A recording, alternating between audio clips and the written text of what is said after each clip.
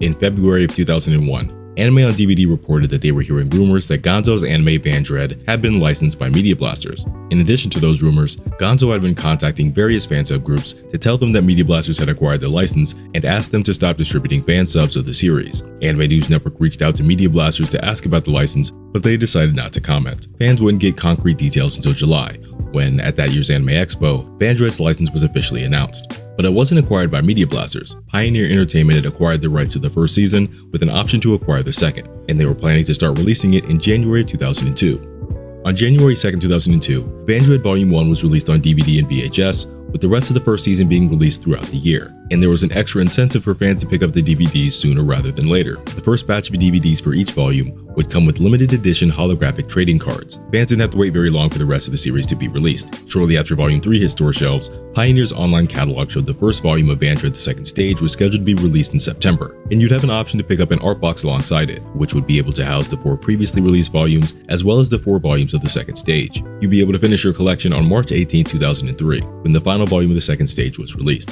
And just like the first season, a limited number of DVDs from each volume would come with holographic trading cards. I finally decided to pick this up at the end of last year. One of the reasons why I hadn't picked it up sooner is because I was never able to find, and still haven't found, a complete set with all of the trading cards.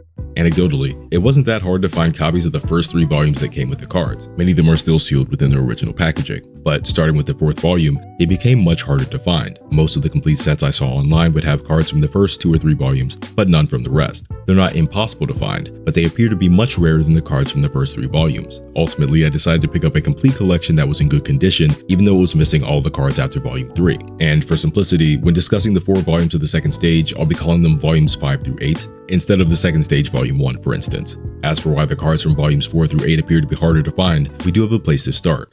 On August 22, 2002, Pioneer announced that there was a packing issue with Volume 4. Quote, "Unfortunately, Vandread Pressure, or Volume 4, was packaged incorrectly, and the first run of products failed to include the limited edition collectible holographic foil cards. To make up for this error, our duplicator has established a toll-free number so you can call in and get your cards." End quote. To get the cards, you had to provide them with your name and mailing address, as well as answer some questions to ensure that you actually purchased it. This could explain why the cards from this volume are harder to find. Unfortunately for Vandread fans, this wasn't the last time Pioneer would make this kind of announcement. On October 29th, they released a statement that explained a new packaging issue revolving around Volume 5. Some of the sets that came with the art box, quote, included a burst sticker that announced the inclusion of holographic foil cards, even though the supply of such limited edition inserts had already ran out. As compensation to those who have experienced this problem, Pioneer Entertainment will be providing a limited, alternate premium replacement to be determined. Due to the limited nature of special inserts, such as the holographic cards, we do not have any extra stock as replacements, but hope that you will find the alternative replacement to your liking.